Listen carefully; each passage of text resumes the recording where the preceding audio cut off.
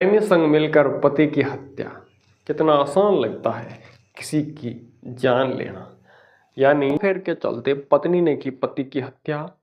ये खबर तो हर तीसरे दिन आ रही है, लेकिन इसकी शुरुआत कहां से होती है? आखिरकार एक जिसके साथ फेरे ली, वो मौत का कारण क्यों बन जाती है? या फिर ये कहे कि घरवालों ने जिसे हम सफर चुना वो ही मौत का कारण बना। शुरुआत होती है छोटी छोटी बातों पर लड़ाई झगड़ा, और धीरे धीरे ये मन मुटाव, या फिर ये कहे कि ये लड़ाई झगड़ा है, वो एक अलग रूप ले लेता है, जिसके चलते उनका हर बात पे झगड़ा शुरू हो जाता है और धीरे धीरे प्रेम भाव खत्म। इसकी एक असली वजह होती है या तो पति का व्यवहार सही नहीं होना, या फिर दोनों का एक दूसरे के प्रति वफादार ना हो, या फिर ये कहे कि दोनों में प्रेम भाव की इतनी ज़्यादा कमी, दरार पड़ते रहना, और धीरे धीरे ये ले लेता है एक विकराल रूप। एक बात तो तय है, या फिर ये कहें कि आखिरकार इसकी क्या वजह है कि एक पत्नी अपने पति की हत्या कर देने तक तैयार हो जाती है, सिर्फ एक गैर मर्द का साथ पाने के लिए।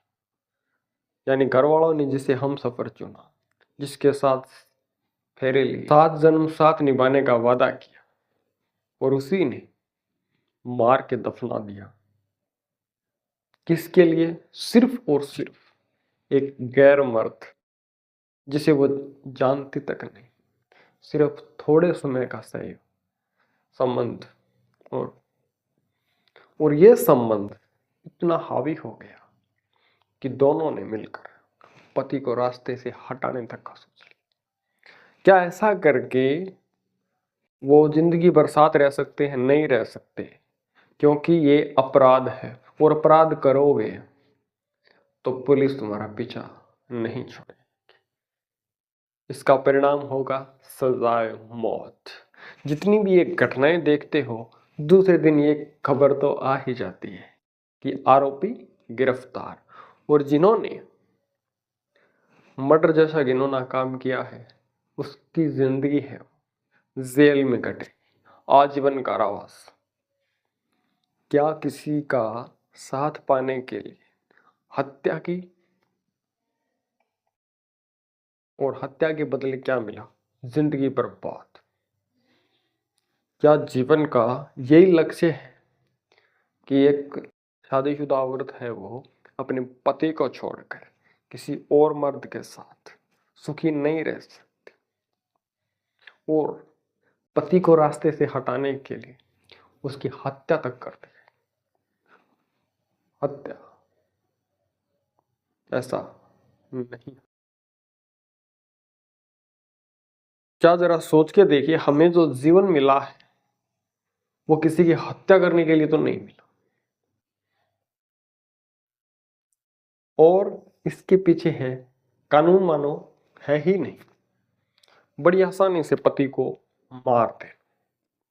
ये घटनाएं हैं वो कई बार हमने देखी भी है।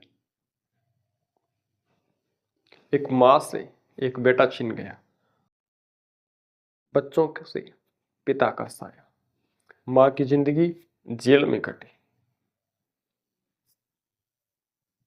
किसी का क्या मिला? पति मारा गया, आशिक जेल में है, बच्चे यतीम बन गए। एक बात याद रखना, अगर तुम अपराध करोगे किसी की हत्या करके, ये मत सोचना कि हम बड़े चैन से जी पाएंगे, नहीं, आगे की जिंदगी जेल में कटेगी। धन्यवाद। मैं सुरेश कुमार, फिर मिलेंगे